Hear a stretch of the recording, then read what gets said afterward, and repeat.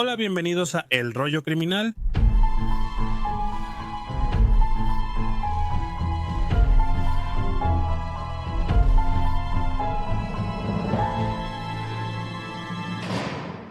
Hoy vamos a ver un crimen impactante que ocurrió en Irlanda del Norte en mayo del año 2000.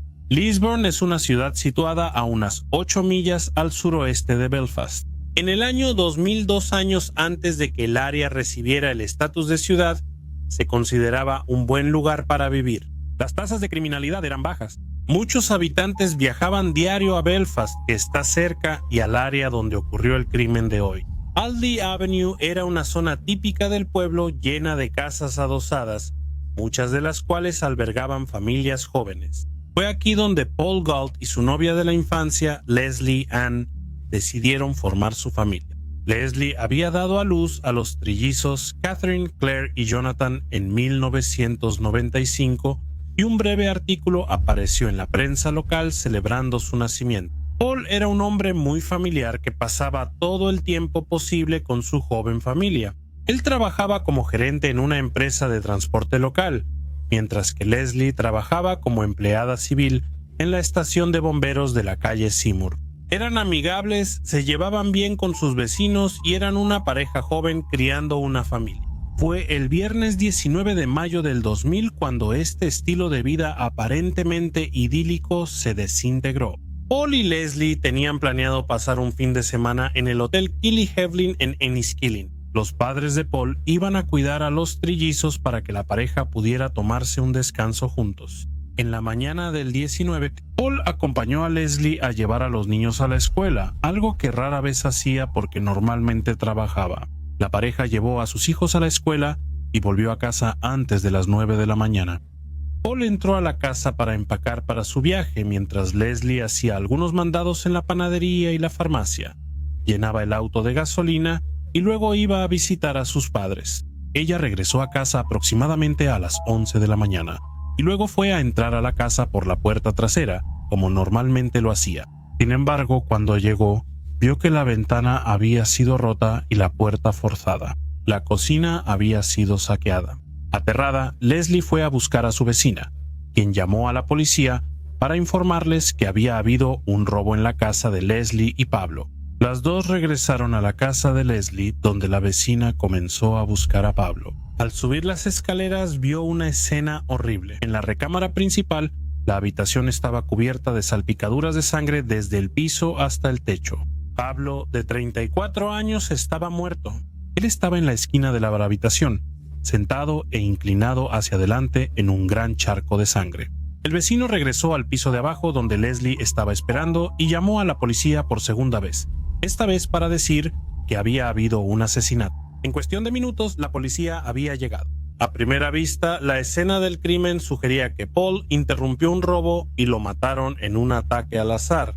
Pronto quedó claro para los oficiales experimentados que ese no era el caso.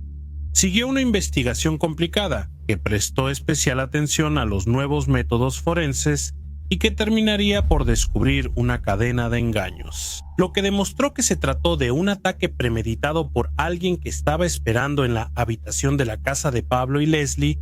Los investigadores de inmediato comenzaron a indagar en la vida de Pablo, y esto empezó entrevistando a quienes lo conocían. Después de hablar con sus vecinos, surgió un tema común. Muchos mencionaron al bombero, quien visitaba regularmente la casa de Pablo y Leslie. Un vecino entregó a la policía la matrícula del Vauxhall Cavalier blanco del bombero. Se rastreó y se descubrió que pertenecía al Servicio de Bomberos y Rescate de Irlanda del Norte. No pasó mucho tiempo antes de que se estableciera que este vehículo había sido asignado al suboficial de división de bomberos Gordon Graham, quien estaba basado en la estación de bomberos de Seymour Street, el mismo lugar donde trabajaba Leslie. Pocas horas después del asesinato, la policía descubrió que Leslie y Gordon tenían una aventura. Se conocieron en diciembre de 1997, entablaron una amistad que rápidamente evolucionó en una aventura intensa. Era bien sabido en la estación de bomberos que los dos habían comenzado una relación. Se decía que estaban tan consumidos el uno por el otro que estaban cegados ante la realidad de la vida y los sentimientos de las demás personas involucradas.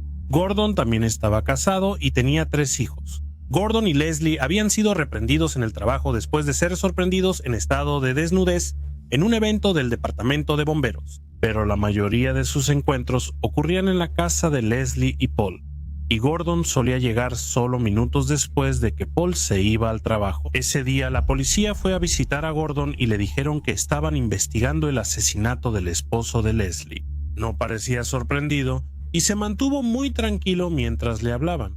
Habló abiertamente de su aventura con Leslie, y cuando la policía registró su casillero en la estación de bomberos, encontraron 11 cartas de amor entre ambos, en las que hablaban de su amor eterno el uno por el otro. La policía le preguntó a Gordon dónde había estado esa mañana. Gordon pudo dar un relato claro de su paradero. Después de llegar al trabajo y encender su computadora, comenzó a trabajar en algunas preguntas para un concurso. Luego visitó la zona principal de compras en la ciudad, la calle Bow, donde caminó de un lado a otro buscando un regalo para su esposa antes de ir a pagar una factura. Gordon estaba contento de entregar la ropa que llevaba puesta a la policía para una investigación adicional. Parecía relajado, casi arrogante, a pesar de que la policía le estaba hablando en relación con un asesinato. Mientras tanto, colegas de Paul notaron un cambio marcado en su comportamiento semanas antes de su muerte. Estaba miserable, lloraba en el trabajo y salía furioso hasta que su ánimo mejoró. Cuando dijo que se iría el fin de semana, Leslie admitió ante la policía que había estado teniendo una aventura con Gordon. Dijo que Paul se había enterado de la aventura el 1 de mayo, lo cual coincidiría con su cambio de actitud en su lugar de trabajo. Según Leslie, Paul la escuchó hablando por teléfono con Gordon. Esta fue la primera vez que Paul supo de la aventura. Leslie afirmó que una vez que su esposo se enteró de su relación con Gordon, decidió terminar la aventura y concentrarse en su matrimonio. El fin de semana planeado era un intento de retomar el rumbo. En una segunda llamada el 1 de mayo, Leslie alegó que Paul había hablado con Gordon, diciéndole que el romance con su esposa había terminado, agregando que ella se quedaría con él y que él había ganado las cartas en el casillero de Gordon en la estación de bomberos. Contaba una historia diferente. Estaba claro que Gordon no quería que la relación terminara y no creía que fuera a terminar solo porque Paul se había enterado. En las cartas él decía cosas como: déjame planear nuestra fuga y pronto, mi amor. Escaparemos de las cosas que nos atrapan temporalmente.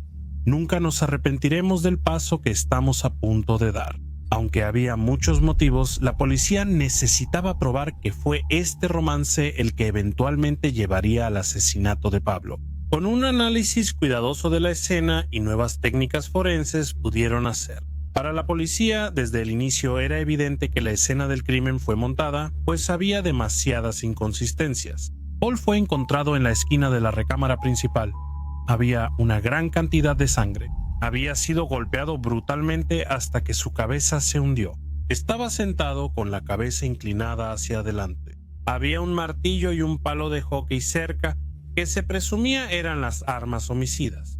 Si se trabaja bajo la teoría de que Pablo sorprendió a un ladrón cuando llegó a casa, el vidrio de la puerta trasera ya habría sido roto y Pablo habría pasado por ahí. Sin embargo, cuando entró a la casa, no se encontró vidrio en sus zapatos.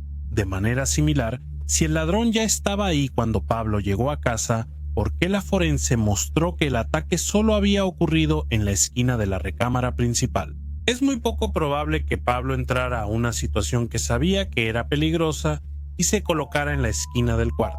Si el ladrón entró a la casa después de que Pablo ya estaba en la recámara empacando, ¿por qué Pablo no reaccionaría al escuchar que se rompía el vidrio de la puerta trasera y simplemente continuaría empacando? Para el viaje de fin de semana, ¿cómo podría el ladrón aún así sorprender y matar a Pablo, destrozar la casa y juntar pertenencias? La caja de joyas en la recámara estaba abierta y había joyas sobre la sangre indicando que se movieron tras el asesinato. Esto indicaba que la escena había sido manipulada, en lugar de un ladrón que nunca planeó matar y quería escapar rápidamente. Además, se encontró una bolsa deportiva que estaba llena de objetos que, presumiblemente, estaban a punto de ser robados. Pero todos eran bastante baratos y aleatorios, como vasos de cristal básicos y un PlayStation. Ciertamente no había nada en la bolsa por lo que valiera la pena matar. La escena del crimen no coincidía con la de un robo interrumpido y Gordon se convirtió en el principal sospechoso. Sin embargo, el hecho de que Gordon y Leslie admitieran fácilmente que tuvieron una aventura, la cual ocurrió en la habitación donde se cometió el asesinato, significaba que se esperaba encontrar ácido desoxirribonucleico que indicara la presencia de Gordon. En una extraña coincidencia, la policía pudo reducir el momento de la muerte a una ventana de 10 minutos. El vecino de al lado de Paul, cuya habitación compartía una pared con la de Paul, estaba colgando un cuadro exactamente a la hora del asesinato. El vecino estaba literalmente a unos centímetros de distancia cuando ocurrió el asesinato y recuerda haber escuchado un disturbio y mirar el reloj digital en su habitación. Marcaba 9 y algo, lo que hizo que la policía supiera que el asesinato había ocurrido después de las 9 de la mañana.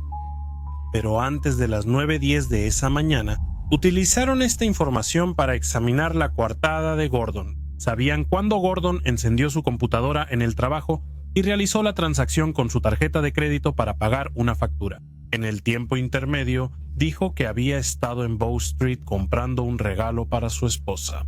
La policía revisó las grabaciones de las cámaras de seguridad de todas las tiendas en Bow Street, y Gordon no apareció en ninguna de las grabaciones.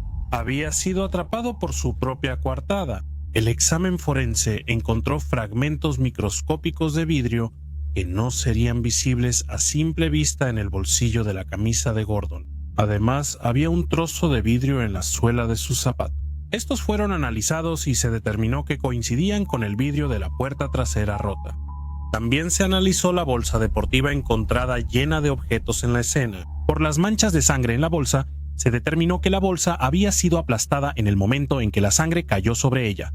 Por lo tanto, los objetos robados se agregaron después. Después del asesinato, a Gordon se le preguntó sobre la bolsa y él dijo que nunca la había visto antes. Sin embargo, los forenses pudieron vincularlo con la bolsa mediante el análisis de partículas de sudor usando algo llamado ácido desoxirribonucleico de baja cantidad.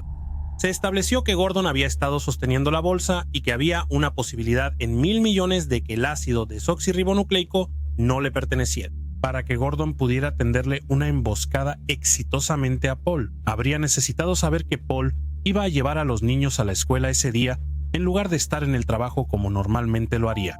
Eso le daría a Gordon una ventana de tiempo para ponerse en posición antes de atacar a Paul.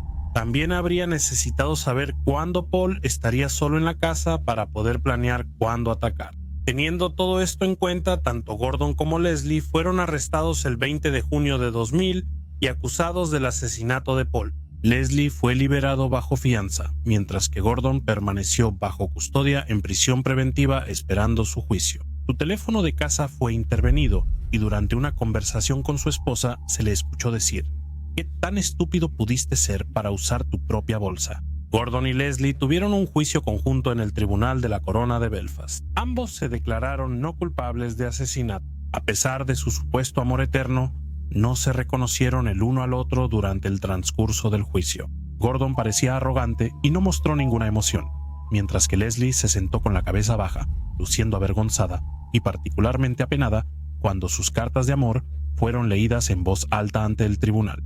La fiscalía tenía una montaña de pruebas en contra de Gordon y argumentó que Leslie había conspirado con él para matar a Paul y que ella había sido quien organizó la logística del ataque. La defensa respondió que el romance ya había terminado y que Gordon pudo haber obtenido toda la información pertinente sin necesidad de la participación de Leslie. Al final del juicio, Gordon fue declarado culpable por un veredicto unánime y sentenciado a cadena perpetua con un mínimo de 20 años, que después fue reducido a 18 años. El juez del juicio lo calificó como un asesino brutal y despiadado. El jurado no alcanzó un veredicto unánime sobre la culpabilidad de Leslie y, como tal, tendría que enfrentar un segundo juicio en este segundo juicio, basado en las mismas pruebas que el primero. Leslie dijo que odiaba a Gordon y que fue él quien siempre la había perseguido.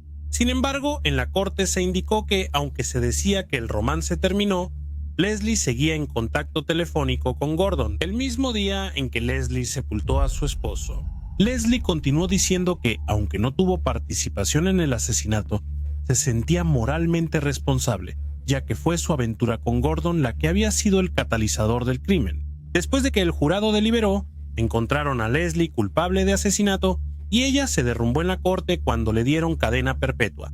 Los padres de Paul, Paddy y Carol Gold dijeron que siempre creyeron que Leslie era culpable de estar profundamente involucrada en la muerte de su hijo y que planeaban intentar obtener la custodia permanente de los trillizos.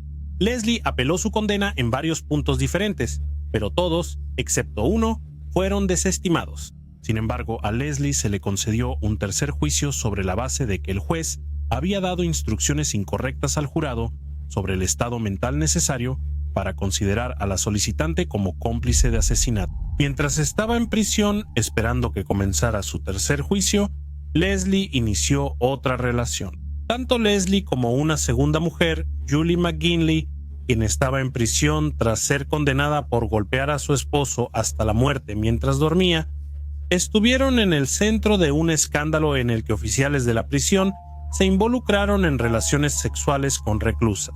Un oficial de prisión casado, Stanley McCartan, fue descubierto con cartas de amor que lo vinculaban con Leslie en su casillero, y los registros telefónicos demostraron que hubo aproximadamente 130 llamadas entre ellos. Stanley perdería su trabajo como resultado de este romance, después de lo cual se mudó a la casa de Leslie. La relación terminó poco después de eso.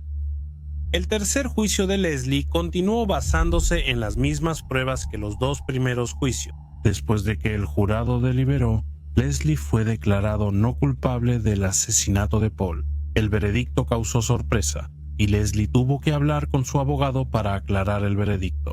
El padre y el hermano de Paul salieron de la corte de inmediato sin hacer ningún comentario, sabiendo que este veredicto significaba que la mujer que ellos creían responsable de la muerte de su ser querido ahora sería quien criaría a sus hijos. Leslie no habló al salir de la corte como una mujer libre, pero más tarde emitió un comunicado a través de su abogado, declarando que había vivido una pesadilla casi inimaginable, que había estado de luto, encarcelada, vilipendiada y separada de sus hijos. El detective que encabezó la investigación, el superintendente Roy McComb, dijo que aceptaba que el proceso legal había seguido su debido curso y que la absolución ponía fin a la investigación. Leslie se convirtió en cristiana renacida y luego se casó con Jeremy Burke en 2008 después de conocerse en una iglesia local. En 2017 dejaron Irlanda del Norte para dirigir la recién establecida iglesia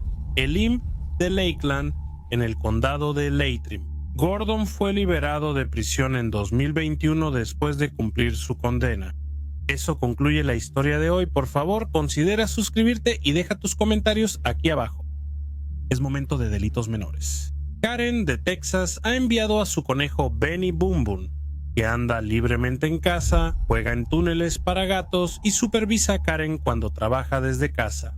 Benny tiene 3 años y medio, le gustan los trabajadores de la construcción que visitan, pero odia a los vendedores. Supongo que tiene algo que ver con la loción para después de afeitar de los vendedores. Y luego tenemos a la doctora Cheryl para aquellos de ustedes, pequeños delincuentes, que puedan recordar. 2 gatos de Halloween, Sam y Mary, tristemente ya cruzaron el puente del arco iris. La doctora Cheryl ha adoptado nuevos gatos. Ahora tenemos a Ozymandias, a quien principalmente llamamos Ozzy, y a Castoria. Ozzy es la bolita de pelo negra y Castoria es la tortuga diluida. Ozzy es un aventurero y Castoria es un poco tímida, pero ambos han traído mucha felicidad al hogar de la doctora Cheryl. Si te gustaría que tu mascota apareciera en Petty Crime, por favor mándame un correo a thecriminal@gmail.com y dime algunos detalles y fotos o videos. Muchas gracias por escuchar The Crime Reel. Cuídate. Adiós. Si estás aquí escuchándome, dentro de las primeras horas del lanzamiento probablemente esté en el aire, volando a Gran Canaria, así que solo me voy por unos días. Así que mi pregunta de hoy es, ¿a dónde vas de vacaciones este año? ¿O a dónde has ido? Gracias por escucharme. Adiós.